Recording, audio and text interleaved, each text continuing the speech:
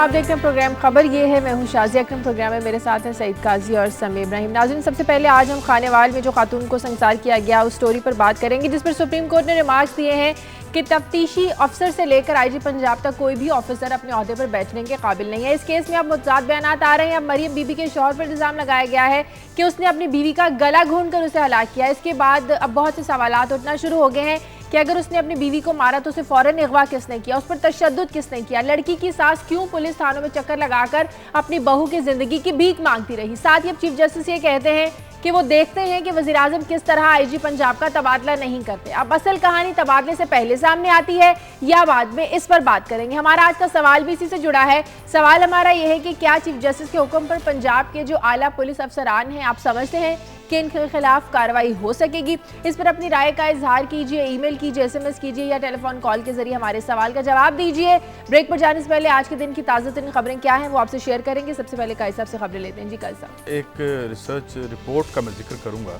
जो अगवा बराए तावान के ज़मन में सामने आई है और इसमें बड़ी दिलचस्प डिटेल्स हैं। एक तो ये कि इसमें हम देखते हैं कि आउटसोर्सिंग भी हो गई है, ये मुख्तलिफ दर्जात पे कैसे ये सारा खेल चलता है, इस पर बात करेंगे। और फिर इसमें जो अलार्मिंग बात है वो ये कि लाहौर के ताजरों ने भी इसकी अब शिकायत की है। हाल ही में उनकी एक मीटिंग हुई है, तो हम देखेंगे क्या ये अब ये सारा अफरीद फैल रहा है या क्या सिलसिला। और फिर जाहिर है आज मैं कीमतों पे बात करूंगा, क्योंकि एक और रिपोर्ट जो तकरीबन हमारे चारों जो सूबाई दारुल खिलाफे हैं वहाँ से रिपोर्ट्स आई हैं कि किस तरह से बिल्कुल जो कोई हमें एडमिनिस्ट्रेशन नज़र नहीं आती, कोई मंडियों में कंट्रोल नज़र नहीं आता, और हालांकि होलसेल प्राइसेस जो हैं बहुत सी जगहों पे मुस्तकिल हैं, इसके बावजूद रिटेलर जो हैं वो फ्लीस कर रहे हैं, लूट रहे हैं, खाल खींच रहे हैं। तो कहाँ है हुकूमत? इस पे बात करेंगे। शाजिया, मैं बात करूंगा सियासत की। MQM ने ये कहा गवर्नमेंट से, अपने अलाई से, कि गोल में कॉन्फ्रेंस होनी चाहिए सियासी मामलात के हल के लिए, जिस पर वज़ीर आज़म को कह दिया सदर मुमलिकत ने भी। ज़राए हमें ये बता रहे हैं कि ये बज़ाहिर तो कराची के मामलात या दूसरे मामलात के लिए है, लेकिन दर हकीकत ये सियासतदानों को इकट्ठा इसलिए किया जा रहा है कि निगरान सेटअप के लिए कुछ आपस में मफाहमत कर ली जाए। तो आज देखेंगे इस बात पर कि क्या ये सियासतदान निगरान हुकूमत के क़याम पर मुत्तफ़िक हो सकते हैं। दूसरा, आपने जिक्र किया था पुलिस ब्रूटैलिटीज़ का खानेवाल केस के हवाले से, तो मेरे पास भी खबर है मुजफ्फरगढ़ से आई है कि वहाँ पर एक शादी वाला घर था और एक इश्तिहारी मुलज़म को गिरफ्तार करने के बहाने पुलिस घुसी, दूल्हे की बहनों को भी मारा, दूल्हे को भी मारा, उनको उठा के ले गए। इस पर बात करेंगे। और फिर एक खबर इंडिया से आई है कि वहाँ पर भारतीय मीडिया और अमरीकी मीडिया के दरमियान ठन गई है, क्योंकि अमरीकी मीडिया ने 2 हफ्ते कबल जो मनमोहन सिंह हैं उनको ये कहा था कि वो अंडर अचीवर हैं, यानी अपने वादे पूरे नहीं कर सके। तो बिल्कुल उसी तरह भारतीय मीडिया ने भी सदर ओबामा के बारे में ये अल्फाज इस्तेमाल किए हैं। तो इस पर नज़र डालेंगे और फिर थोड़ा सा वतन अजीज़ का जो मीडिया है उस पर नज़र डालेंगे कि हम कहाँ पर खड़े हैं। ठीक है, ब्रेक लेंगे यहाँ पर। ब्रेक के बाद जब वापस आएंगे तो बात करेंगे कि क्या पंजाब के आला जो पुलिस अफसरान हैं इनके खिलाफ कार्रवाई हो भी सकेगी या नहीं, और जो खातून को संसार किया गया ये कहानी अब किस तरह का एक नया मोड़ लेगी। एक ब्रेक के बाद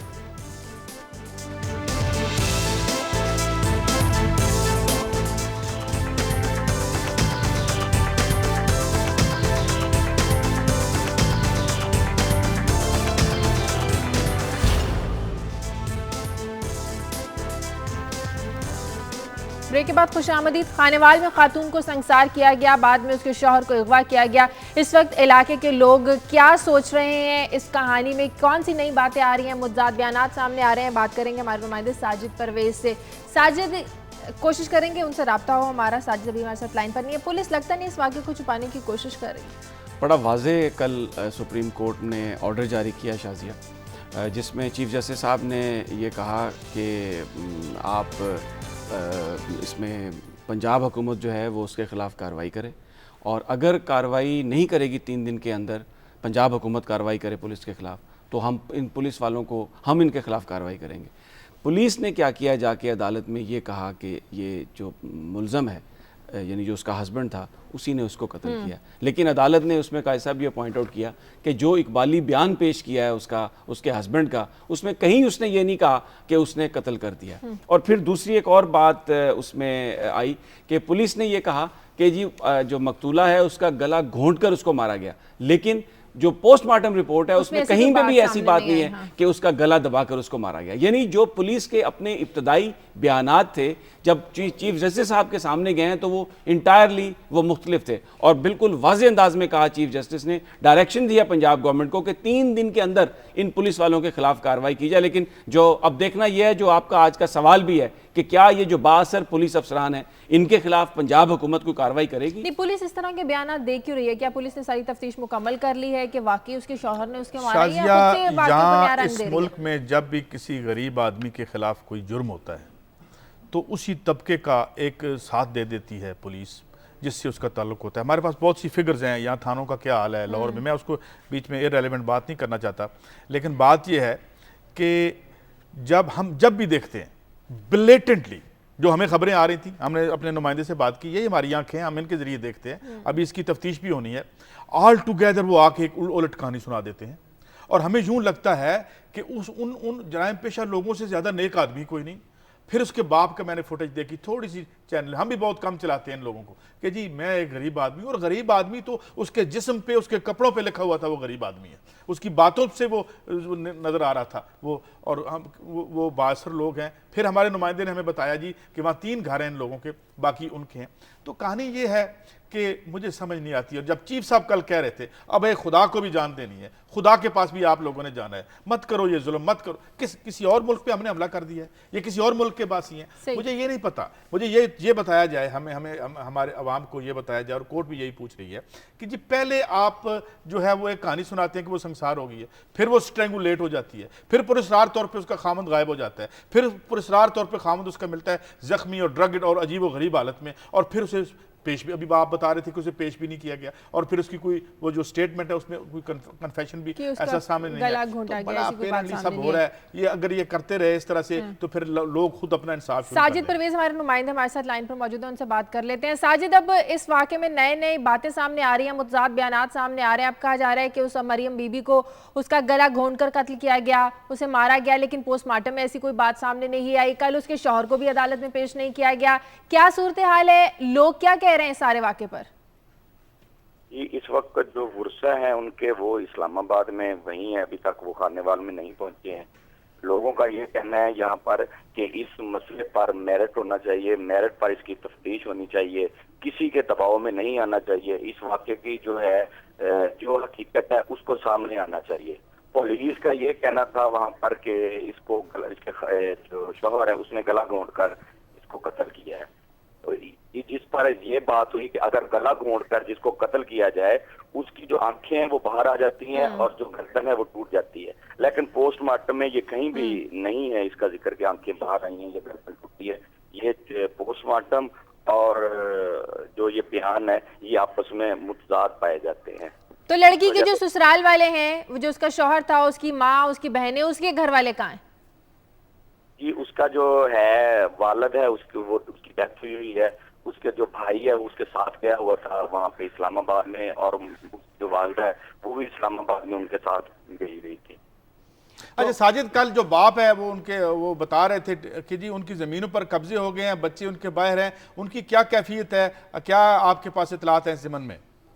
जी उसके जो वालिद है, उसका ये लड़के का जो वालिद है उसका ये कहना है कि हमारी 10 मरले यहाँ पर जगह थी जो हमने उनसे खरीदी हुई थी, वो भी उन्होंने जबरदस्ती उसका इंतकाल जो है ना वो अपने नाम करवा लिया है और उस पर उन्होंने जो है ना वो कब्जा कर लिया है। क्योंकि यहाँ पर हमारे इतने घर नहीं है, हम 3-4 घर हमारे रहते हैं, पूरा गांव उन्हीं का है, और वो हम इसलिए हम पर वो जो है ना ऐसे जो है जुल्म उठा रहे हैं। अच्छा ये बताइए कि ये जो लोग हैं जिन पे इल्जाम इनिशियली आया था और आप पुलिस उन्हें जो है वो बरी जमा करार दे रही है, ये क्या आपको बहुत ज्यादा इन्फ्लुएंशियल लोग हैं? कौन लोग हैं ये? जी ये इलाके के वो बासर लोग हैं, यहाँ पे इनका पूरा खानदान इनका जो है ना वो बाउजदाद वो यहीं पर बैठा हुआ है शुरू से। वो बिल्कुल जो है वो गरीब लोग हैं, उनके 4-5 घर हैं, और वो ऐसे के हिसाब से भी वो इनसे काफी जो है ना वो बाहर हैं, सियासी तौर पर भी वो मुस्तहकम है, और इसलिए वो जो है ना ये सारा मामला जो है। अच्छा ये बताइए साजिद के ये सारा जिस वक्त वाकया हुआ तो किसी ने कोई आवाज़ सुनी रात को जिस वक्त पंचायत के लोग गए, उन्होंने मारा? कोई इसका विटनेस है इस सारे वाक़े का? कुछ जो लोग जहाँ पर इनके घर हैं, आपकी किसी से बात हुई, वो लोग क्या बताते हैं कि इनकी क्या रेपुटेशन थी, क्या ये क्रिमिनल लोग हैं, कोई मियाँ बीवी में झगड़ा था, कुछ खबर आपको कुछ हमारे साथ शेयर कर सकते हैं? जी, ये जितने भी इलाके के लोग हैं या ये जो राजा बरादरी के लोग हैं, सभी से मेरी बात हुई है। इनका ये कहना है कि ये जो औरत थी जिसका मर्डर हुआ है, ये बिल्कुल ठीक थी, कोई बद किरदार नहीं थी, कोई इसका ऐसा कोई पीछे कोई ऐसा वाकया नहीं है, ना ही इन दोनों मियाँ बीवी में आज तक झगड़ा हुआ था, और ना ही ये जिस पर अब इल्जाम आ रहा है उसके शौहर पर कि इसने इसको मारा है, उस पर भी कोई ऐसा कोई आज तक पीछे कोई इल्जाम नहीं है। ठीक है, इलाके के जितने भी लोग हैं ये उनकी गवाही देने के लिए तैयार हैं। बहुत शुक्रिया साजिद। इस हवाले से मजीद अपडेट्स हम आपसे लेते रहेंगे। फिलहाल कराची से एक ब्रेकिंग न्यूज़ है कि वहां पर कायदाबाद का इलाका है अली गोट, यहाँ पर एक पुलिस मुकाबला हुआ है और इस पुलिस मुकाबले में 3 डाकू हलाक हो गए। मजीद अपडेट लेंगे हमारे नुमाइंदे बिलाल नसीर से। जी बिलाल, क्या अपडेट्स हैं? पहले कायदाबाद का इलाका अली गोट है जहां पर पुलिस ने छापा मारा है और 3 डाकुओं का मुकाबला हुआ है बाकायदा, और मुसल्लह अफराद ने फायरिंग की है पुलिस पे। पुलिस ने फायरिंग का तबादला किया जिसके बाद 3 डाकू मौके पर हलाक हो गए हैं। पुलिस के मुताबिक ये तीनों डाकू कत्ल, टारगेट किलिंग और भत्ताखोरी दीगर संगीन जराइम में मुलव्विस हैं। पुलिस का ये कहना है कि इब्तदाई तफ्तीश में भी यही पता चला और मजीद इनकी तफ्तीश की जाएगी और इसके बाद इनके रिकॉर्ड निकाल कर आपको आगाह किया जाएगा। जी ठीक है, बहुत शुक्रिया बिलाल नसीर आपका। अच्छा समी साहब, आप गौर फरमाइए, ये तकरीबन इससे पहले भी ये साजिद साहब ने हमें ये बताया था कि वो एक बाकिरदार औरत के तौर पर जानी चाहती थी, मेहनतकश औरत थी, और जो उसकी जो साथ उन्होंने वाज़े बता दिया कि बहुत ही इन्फ्लुएंशियल लोग हैं। बात यह है समी साहब कि क्या ये जब हम बात करते हैं ऑर्गेनाइज्ड क्राइम की, तो क्या ये अवाम के खिलाफ ऑर्गेनाइज्ड क्राइम नहीं है? अगर ये सूरत हाल इसी तरह है जिस तरह CJP साहब देख रहे हैं, या जैसे हमारे नुमाइंदा रिपोर्ट कर रहे हैं वहाँ से, या जैसे बादिउल नज़र में चीज़ें हमें नज़र आ रही हैं, तो क्या फिर ये एक ऑर्गेनाइज्ड क्राइम को चलाने का सिलसिला है यहाँ पे कि भाई वो जो हाई हैंडेड करके चले जाएँ और उसके बाद ये सारे इकट्ठे हैं और ये अपने हाथ जोड़ लेते हैं जैसे ये अवाम किसी और मुल्क के अवाम है? मुझे तो ये किसी एक इंडियन फिल्म का या किसी ड्रामे का वो प्लॉट लगता है जिसमें कत्ल भी फैमिली हो जाती है और जो बाकी अफराद हैं उन पे ब्लैकमेल उनको किया जाता है, गन पॉइंट पे होते हैं, ये कहा जाता है कि तुम्हें भी मार दिया जाएगा, तुम्हारे बच्चों को मार दिया जाएगा, वरना ये जो जुर्म है इसको कबूल कर लो। तो कल भी वहाँ पर यही बात हुई कि वो जो बेचारा शौहर है उस पर यही प्रेशर डाला जा रहा है, जो पुलिस ने उसको अपने पास रखा हुआ है 4 दिन। यानी एक तो वो अगवा हुआ, उसको फौरी तौर पर पुलिस ने अपने पास ले लिया, और यही बात कल चीफ जस्टिस साहब ने भी कही कि अगर आपने दूसरी फैमिली के 3 बंदों को पकड़ा हुआ है, उनका जिस्मानी रिमांड लिया हुआ है, तो ये जो शौहर था इसको क्यों पकड़ लिया, किस चक्कर में आपने इसको पकड़ के अपने पास रखा?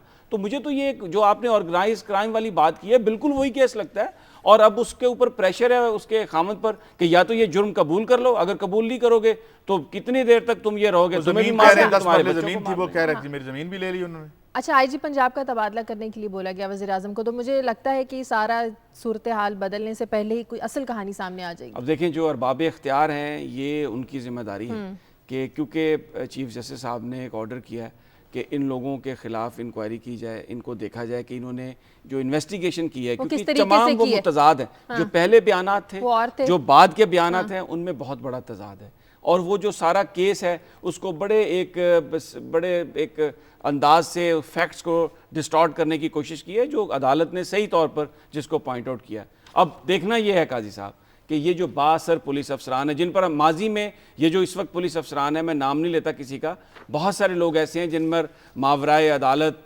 जो कत्ल हैं उनका इल्ज़ाम है, और फिर जैसे ही इन अफसरों को तैनाती मिलती है तो इस किस्म के वाक़यात में इजाफा होता है, जो एक इस बात का सबूत है जिसे हम वो सर्कमस्टेंशियल एविडेंस कहते हैं कि कहीं ना कहीं इनकी इन्वॉल्वमेंट ज़रूर होगी। अब देखना ये है कि ये जो मंजूर नज़र अफराद हैं इनके बारे में हुकूमत क्या करती है, क्या पंजाब हुकूमत इन्हें रखती है, इन्हें तब्दील करती है। लेकिन मुझे उम्मीद है ज़रूर, क्योंकि जिस तरह चीफ मिनिस्टर साहब ने ज़ाती दिलचस्पी ली, वो गए वहाँ पर, उन्होंने उस खातून को 5 लाख रुपये उसकी फैमिली को चेक भी दिए, और देखें उस वक्त तक पुलिस ने ये नहीं कहा चीफ मिनिस्टर को कि जनाब ये इसके खामन ने मारा है, उन्होंने तो विक्टिम को 5 लाख रुपए दिए, और फिर यकायक जब वो बड़े जी फोरेंसिक अंदाज में अखबारों में खबरें छपवाई गई, खसूसी तौर पर फीड की गई ये बात, वो जो खबर थी कि जदीद तरीन तहकीकात के जरिए, मैंने उसकी कापी देखी, सारी उम्र कापी देखते रहे हम समी साहब खबर की, और सुन के हमें पता चल जाता है इसमें क्या कहानी है।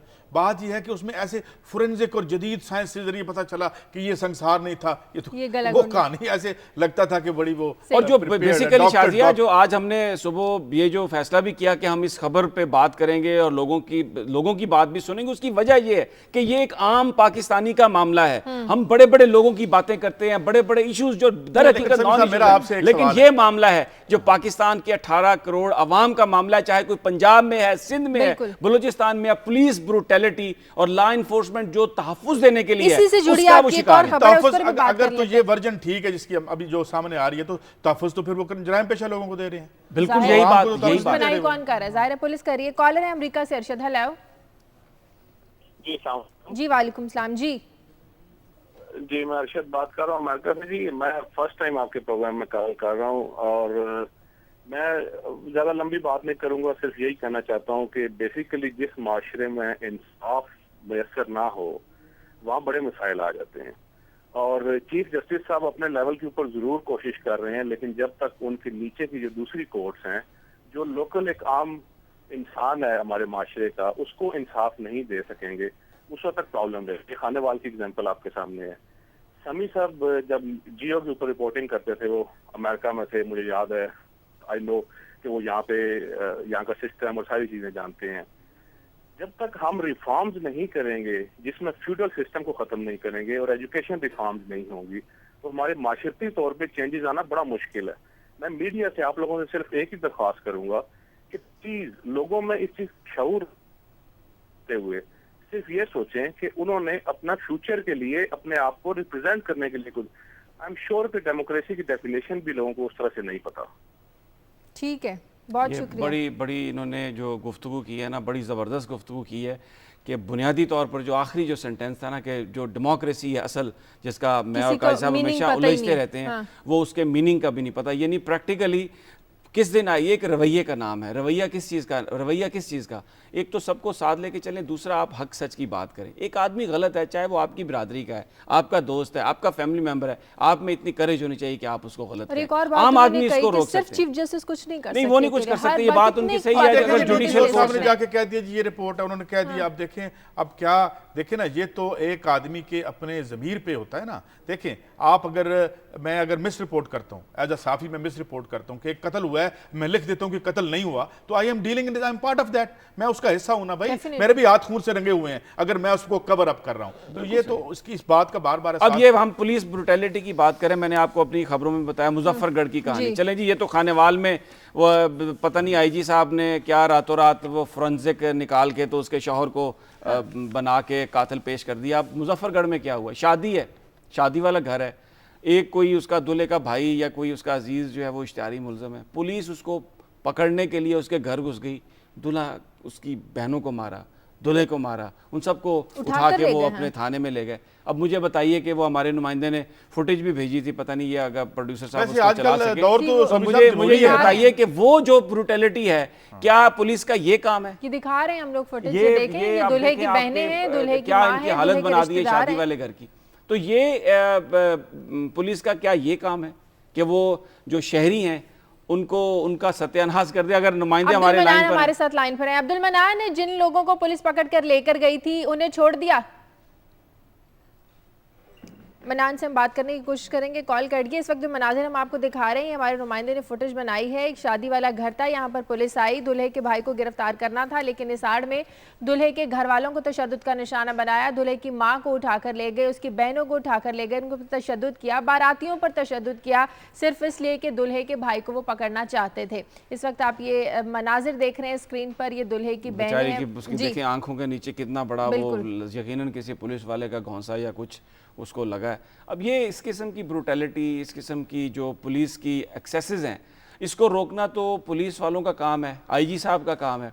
कैसे रोकेंगे? पुलिस के खिलाफ कहीं कोई सिस्टम नहीं है, कोई कंप्लेंट आप किसके पास करें? कुछ भी आप नहीं कर सकते। अब्दुल मनान साथ है। अब्दुल मनान, जिन लोगों को पुलिस कल पकड़ कर लेकर गई थी, बारातियों को, दूल्हे की बहनों को, दूल्हे की माँ को, उनको छोड़ दिया? शाजिया अभी तक ना उनको छोड़ा है, और जो खवातीन इसमें शदीद जख्मी हुई थी, कानून ये कहता है कि पहले वो डॉकेट बनवाते हैं पुलिस से, उसके बाद मेडिकल लीगल सर्टिफिकेट बनता है, लेकिन पुलिस ने उनको डॉक्यूमेंट ही इशू नहीं किया ताकि उनका मेडिकल सर्टिफिकेट ना बन सके। उन्होंने इलाका मजिस्ट्रेट से जतोई से रुजू किया, उनसे उन्होंने ऑर्डर दिया कि फौरी तौर पे इनका मेडिकल सर्टिफिकेट बनाया जाए, लेकिन 4 दिन हो गए हैं मुसलसल ये खवातीन धक्के खा रही हैं हॉस्पिटल के अंदर, इनका कोई मेडिकल सर्टिफिकेट बनाने के लिए तैयार नहीं है। इंतजामिया जितनी है वो सब पुलिस को सपोर्ट कर रही है। जब उनकी बहनों से बात हुई, उसने कहा ये कैसा कानून है कि एक भाई के बदले जो इश्तिहारी है जिसको हमने आग कर दिया है, मेरे वालिदैन ने आग कर दिया है पिछले 3 साल से, उसके बदले उसकी बहनों पे तशद्दुद किया जाए, उसके खानदान पे तशद्दुद किया जाए। हमारा उससे अब कोई वास्ता ही नहीं है ना, कई सालों से वो हमारे घर में आया है, उसके बावजूद हमारी जो औरतों के साथ बेहुरमती की गई है दुल्हन वालों के घर में दाखिल होकर, और कम से कम 50 से ज्यादा पुलिस एहलकार थे जो दाखिल हुए हैं, और उन्होंने ना किसी खातून को छोड़ा ना मर्दों को छोड़ा, और जो अभी तक पुलिस लेके गई थी ना उनके खिलाफ कोई कार्रवाई की गई है और ना ही उनको छोड़ा गया है। आपने अब्दुल मनान सारे फुटेज बनाई है, हम वो सारे मनाजिर भी देख रहे हैं, उन औरतों के जख्म भी दिखा रहे हैं जिस तरह उन पर तशद्दुद किया गया। आपने पुलिस वालों से बात नहीं की कि वो इस तरह क्यों कर रहे हैं, वो क्या मौक़िफ़ बता रहे हैं आपको? जी पुलिस वालों से बात हुई थी, हाई ऑफिशियल से बात हुई, उन्होंने कहा जी इनका भाई है आशिक, वो जो है ना इश्तिहारी है। तो मैंने कहा वो तो आपने रेड जब किया वो तो मौके पे मौजूद ही नहीं था। कहता है हमें किसी ने मुखबरी दी थी कि वो इस शादी में जो है ना वो शिरकत करेगा, इसलिए हमने रेड किया।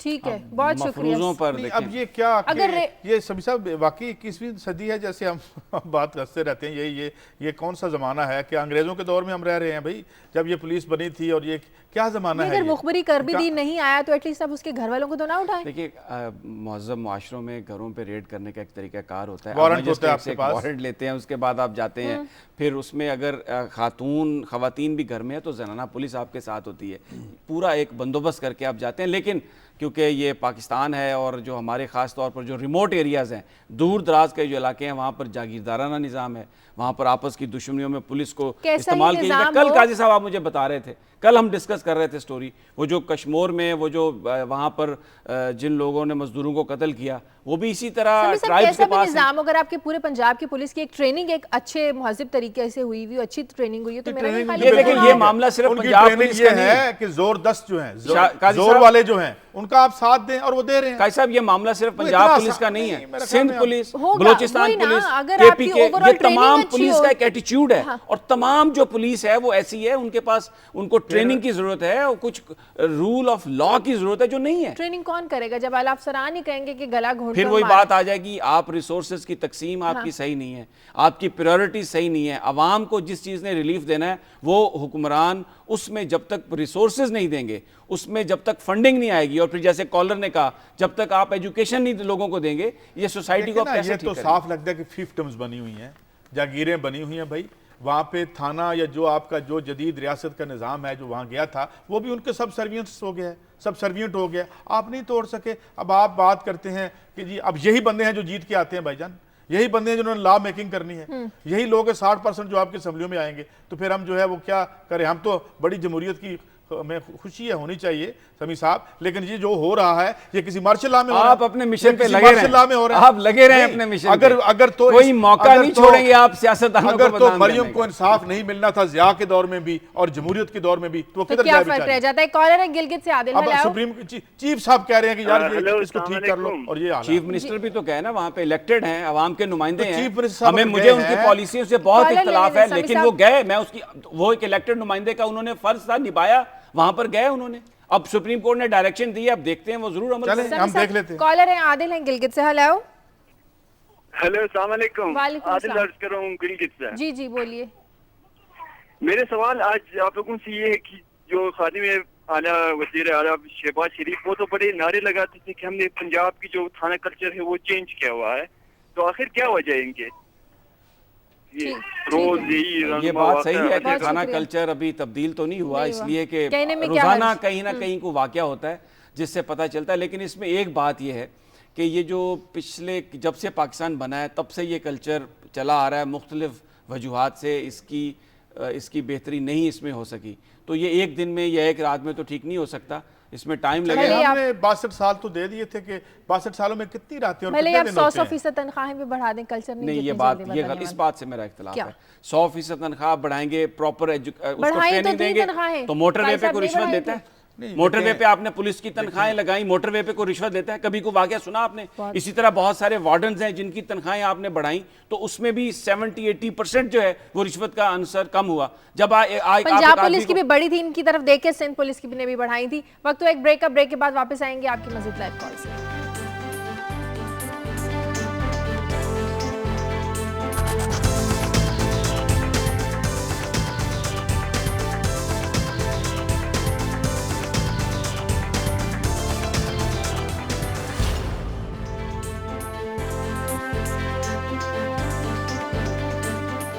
ब्रेक के बाद खुशामदीद का सब आपकी खबरों की तरफ आते हैं। बराए तावान की जो वारदातें ये दिन ब दिन बढ़ती गई।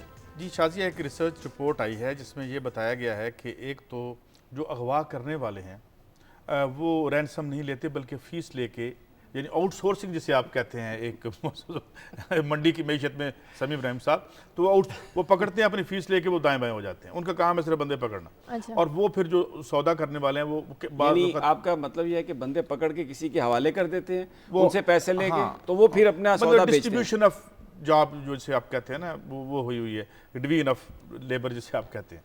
तो उसके बाद ये होता है कि और जो खबरें इस मन में आई वो ये कि इसका इंसिडेंट्स बहुत बढ़ गए। एक तो ये रिपोर्ट बहुत कम हो रहे हैं, लोग खौफ के मारे रिपोर्ट नहीं करते, मगर पिछले 2 सालों में 86 केसेस रिपोर्ट हुए हैं। और इस वक्त जो सिटीजन पुलिस लाइजान कमेटी कराची की है वो बता रही है 25 लोग जो हैं वो अभी तक जो हैं उनकी किडनैप्ड हैं और वो सिलसिला चल रहा है। मगर इसमें एक और बात जो सामने आई कि जो मुतमव्वल लोग हैं, जो बड़े कारोबारी हैं, उन्होंने अपने ख़ानदानों को महफूज मकामात पर बैरून मुल्क भेज दिया है और वो खुद जो है अब अपनी BMWs में या मर्सिडीज जो हैं उसमें नहीं जाते बल्कि निस्बतन जो है नाल। अच्छा, फिर इसकी एक डायमेंशन और भी बड़ी अलार्मिंग है और वो ये कि जिस तरह से किसी कंज्यूमरिज्म होता है ना, तो आप कहते हैं कि अगर छोटे लो इनकम ग्रुप को भी टारगेट कर लें, तो अब जो है दरमियाने तबके के लोगों में औरतों का के अगवा का बताया जा रहा है कि 50,000 रुपये तक भी उनको लिया जाता है। अच्छा। और फिर शाजिया इसमें जो ये है फैमिलीज के लिहाज से पैसे कैटेगराइज किए जाते हैं, कैटेगराइज कर लिया जाता है।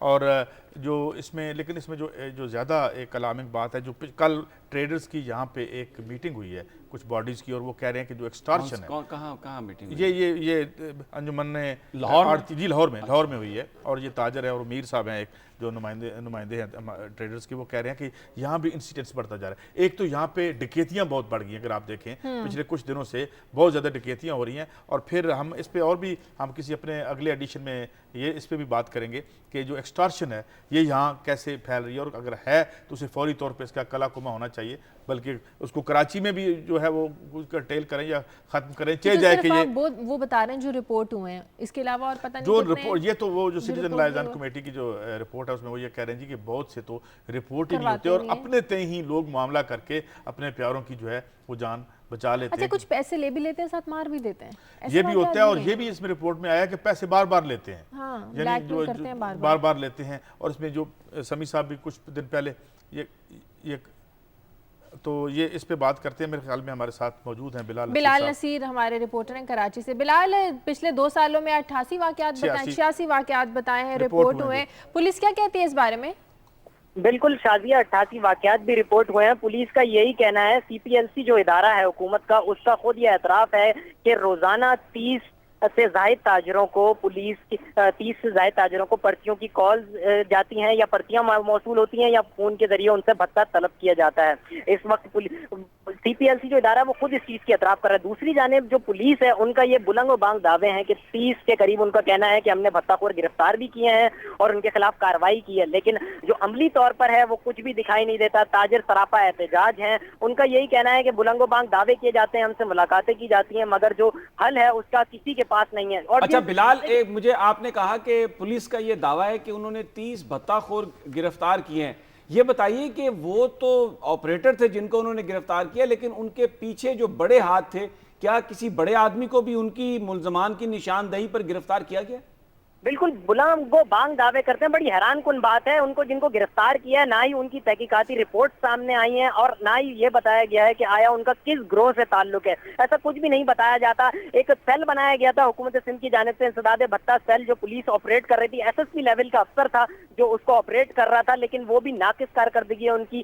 कोई भत्ताखोर ना तो उन्होंने गिरफ्तार किया है, पुलिस बस बुलंदो बांग दावे करती है जिस पर ताजर सरापा एहतजाज है। कोई हल इस वक्त भत्ताखोरी का यहाँ पर दिखाई नहीं देता। अब जदीद तरीके आ गए हैं, पहले तो गन से मारा जाता था, बुलेट फायर की जाती थी, लेकिन अब नया जो भत्ताखोरों के पास आला आया है, जो दस्ती बम है, उससे डराया जाता है। अभी हाल ही में सीमेंट डिपो पर एक हमला किया गया था जिस ताजिर पर, और उससे भत्ते की 50 लाख की उससे भत्ता तलब किया जा रहा था, जिससे उसने नहीं दिया। तो उसके बाद पुलिस को उन्होंने इन्फॉर्म भी किया था उस ताजिर ने कि मुझसे भत्ता तलब किया जा रहा है, लेकिन फिर भी उसको कोई कार्रवाई नहीं की गई। और एंड में क्या हुआ कि दस्ती बम हमला हुआ उसके ऊपर, जिसके नतीजे में 4 लोग जख्मी भी हुए थे। जी ठीक है, बहुत शुक्रिया बिलाल नसीर। अब देखें ना, इसमें हम क्या कहें, वैसे तो अभी मुझे वो लाहौर का वाकया याद आ रहा है जब वो मोटरवे पर उन्होंने बच्चे को अगवा किया हुआ था, पैसे लिए और भाग गया मोटरवे से, और बाद में उस बच्चे की लाश बरामद हुई। और पुलिस कह रही थी फैमिली को कि जनाब आप जाएं, और फिर बड़े बुलंदबाग दावे कि मुलजमों तक पहुंच जाएंगे, गिरफ्तार हो जाएंगे, लेकिन अभी तक कुछ नहीं, कोई कहीं पे भी कोई परेशान हाल नहीं है। और जैसे आप कह रहे हैं ना कि कोई बड़ा जो उसके पीछे जो मेन ऑपरेटर हैं उन तक। अच्छा चले, ये तो वो क्राइम है ना, अभी हम बात कर रहे थे कि एक तो ये इस तरह का क्राइम है, दूसरा जो भत्ता हर आदमी की जेब से निकाला जा रहा है कीमतें बढ़ाने के बाद। यानी रमज़ान, कल भी हमने ये बात की थी, रमज़ान शरीफ की आमद, अशिया खुर्दोनोश की चीज़ें आप देखें कहाँ चली गई। तो उसमें मैं अपने नुमाइंदगान से भी, आपने खबर भी दी, हम बात कर रहे थे कि पिछले 4 दिनों में 5 दिनों में क्या किसी दुकानदार को, ट्रेडर को किसी ने कोई गिरफ्तारी की?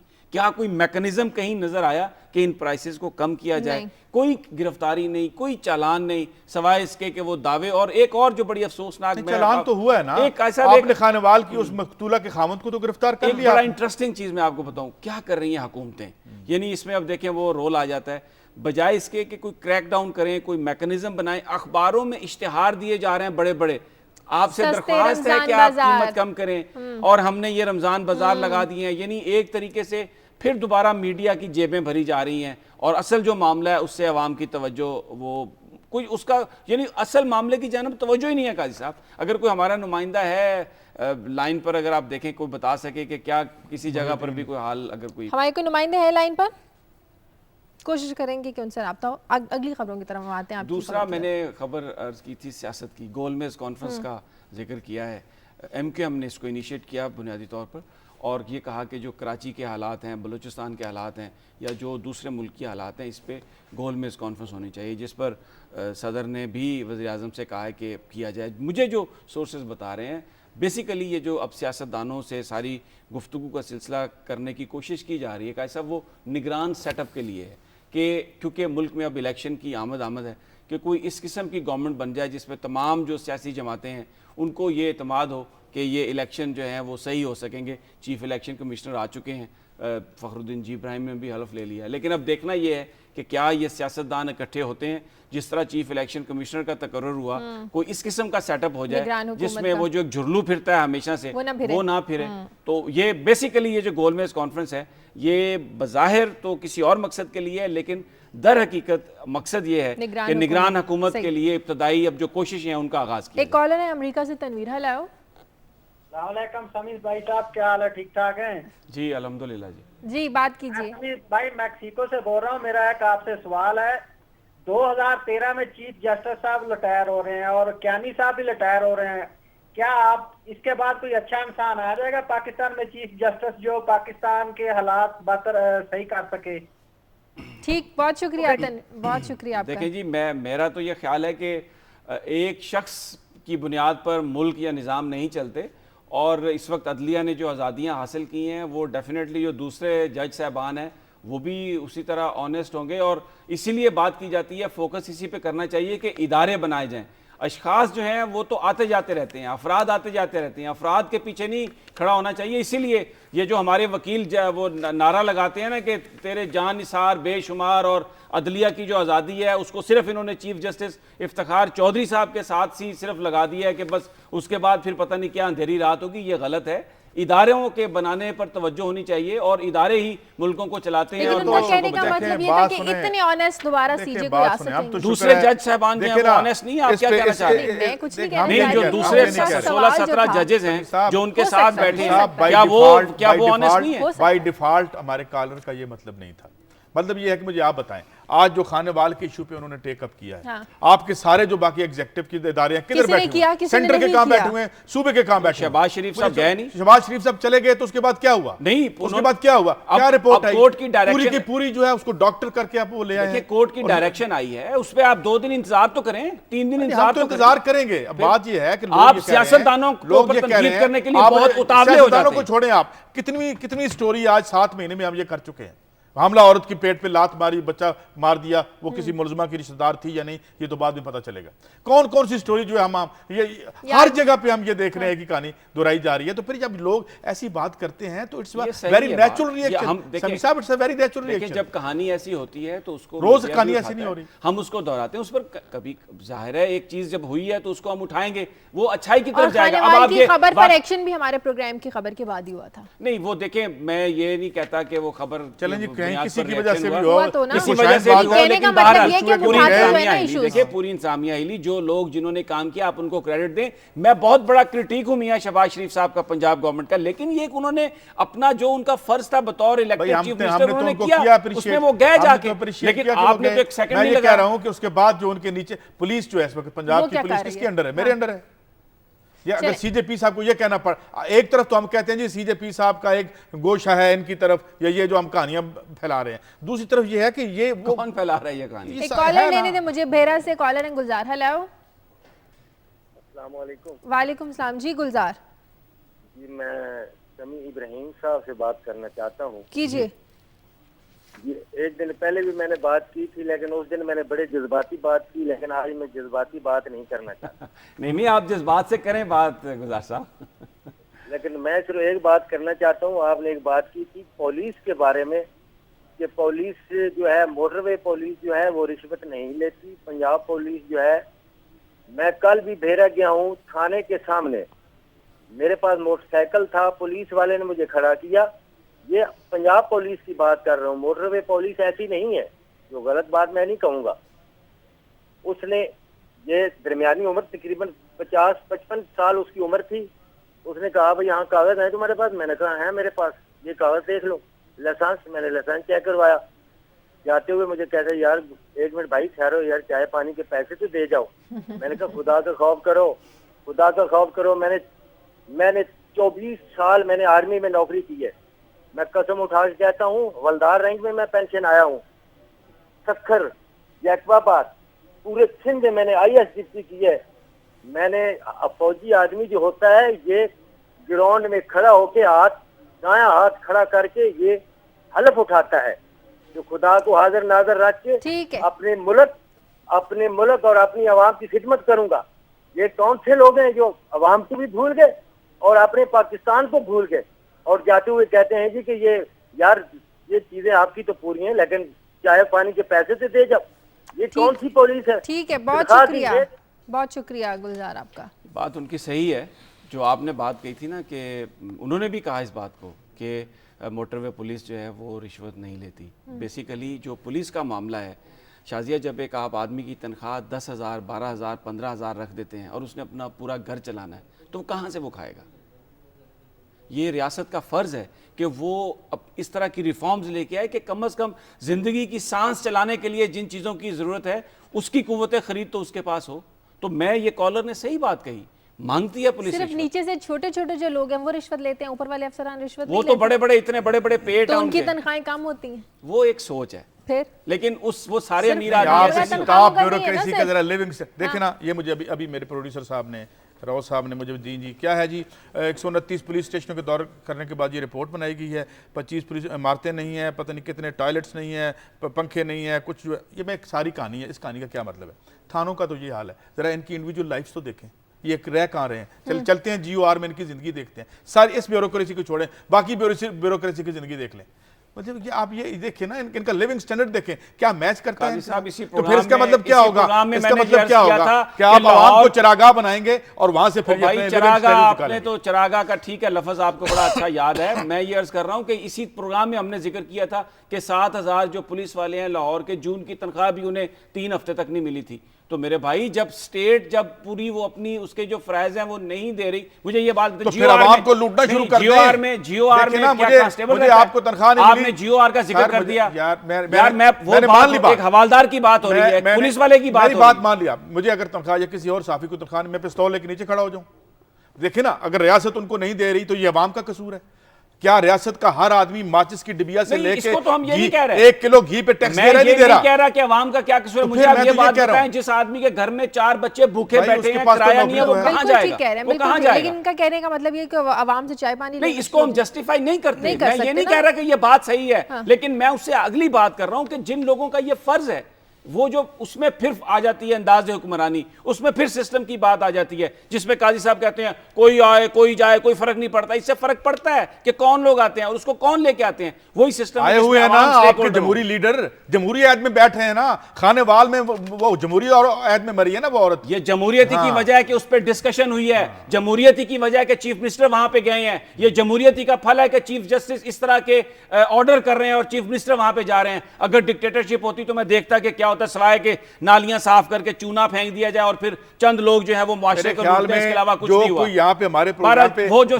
मैं तो सपोर्ट नहीं करता ना किसी डिक्टेटर को और ना 2 नंबर जमहूरियत को, दोनों को मैं कहता हूं। लेकिन एक बात याद रखें, इसी प्रोग्राम पे कह के गए थे मियां गफार साहब के, एक दफा पुलिस के लोगों को सजा हुई थी ज़िया उल हक के बाद, जिसमें आप भी लड़ते रहे और हम भी लड़ते रहे, उसके बाद बहुत अरसा जुर्म नहीं हुआ था। यहाँ कभी किसी पुलिस वाले को पकड़ा आपने किसी को? पूरी कौम कत्ल हो गई और आप कह रहे हैं कि जी वहां पर 4 साल जुर्म नहीं हुआ। ज़िया उल हक आप पूरी कौम जी उठी है पिछले 4 सालों में, उसको बिल्कुल किसी ने नहीं कुचला बिजली की प्राइसेस से उसको, और कार्टल्स की आबियारी नहीं की इस दफा, सिर्फ मार्शल लॉ वाले करते थे। एक ही लोग हैं सर, एक ही लोग हैं, कपड़े बदल के आ जाते हैं। खुदा का खौफ करें। इस मुल्क में जो अच्छाई हुई है आपके नजदीक, वो तो या ज़िया उल हक के दौर में हुई है या मैंने ये कभी नहीं कहा। मैंने ये कहा कि आप में और ज़िया उल हक में कोई फर्क नहीं है। ज़िया उल हक की मजलिस शूरा में बैठे हुए आपके वजीर हैं। एक साजिद कॉलर है झंग से। हेलो, अस्सलाम वालेकुम जी।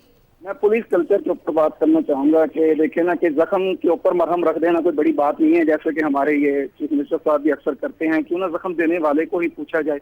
नंबर 1, और पुलिस कल्चर एक ऐसा है कि ये है सारा कोटा सिस्टम, यानी कि जब तक ये कोटा सिस्टम रहेगा तो तब तक पुलिस कल्चर के अंदर आप किसी भी सूरत में रिफॉर्म नहीं ला सकते, खा वो पंजाब हो, सिंध हो, खैबर पख्तूनख्वा हो या बलोचिस्तान हो। ये एक बहुत जरूरत वाली चीज है जिसके ऊपर हमें या तो चाहिए कि इसको वजारत दाखिला के तहत नहीं सुप्रीम कोर्ट के मुताहत कर दिया जाए, तब आप इसके अंदर रिफॉर्म ला सकते हैं। इसके अंदर रिफॉर्म लाने के लिए आपको डीपली सोचना पड़ेगा कि रिफॉर्म आएगी कैसे। सियासतदान क्या इसको रिफॉर्म ला सकते हैं? कभी भी नहीं ला सकते। ठीक है, बहुत शुक्रिया साजिद। आपका एक नई बहस है कि पुलिस में रिफॉर्म्स कैसे आ सकते हैं। पुलिस की रिफॉर्म क्या करें जब MNA जो है उसका कब्जा होगा पुलिस वाले पे, जो लैंड बड़ी लैंड होल्डिंग वाला है वो पत्थर मार के लोगों को मार देगा और उसके बाद सुप्रीम कोर्ट तक बेचारी जो है वो कुछ नहीं कर सकेगी, तो फिर हम क्या करेंगे? इस कल्चर को कौन तोड़ेगा? टाइम कम रह गया, हमें वो खबर डिस्कस करनी है अमेरिकी और भारतीय मीडिया। ऐसा वो जो एक अमेरिका का मैगजीन है टाइम्स, उन्होंने 2 हफ्ते पहले मनमोहन सिंह की तस्वीर लगाकर तो बड़ी उस पर हेडलाइन लगाई, द अंडर अचीवर, यानी ये पेश किया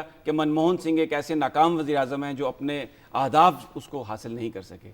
2 हफ्ते के बाद आउटलुक एक बड़ा एक मैगजीन है इंडिया का, उन्होंने ओबामा की तस्वीर लगा के उस पर लिखा है द अंडर अचीवर। उन्होंने कहा ये ओबामा साहब भी बड़े इन्होंने वादे किए अमेरिका को ये कर देंगे वो कर देंगे, लेकिन ये भी एक ऐसे सदर हैं कि जो मुकम्मल तौर पर नाकाम है और अपने अहदाफ हासिल नहीं कर सके। लेकिन आउटलुक के एडिटर का ये कहना है कि ये हमने कोई बदला नहीं दिया, हम ये स्टोरी करना चाह रहे थे और ये ओबामा साहब का एक क्रेडिट था, जो उन्होंने हासिल किया वो हमने पेश कर दिया। लेकिन काजी साहब बेसिकली जो मैं जब ये देख रहा था कि देखिए मीडिया, अमेरिकन मीडिया ने क्रिटिसाइज़ किया, जो अमेरिका का इंडिया का मीडिया है, अगरचे वो अपनी हुकूमत को कितना क्रिटिसिज्म करता है अपने उनकी परफॉर्मेंस की वजह से, लेकिन जब इंडिया के साथ अमेरिका के साथ जब बात हुई तो पूरा बिल्कुल उन्होंने जैसे को तैसा वाली बात है, ईंट का जवाब पत्थर से उन्होंने दिया।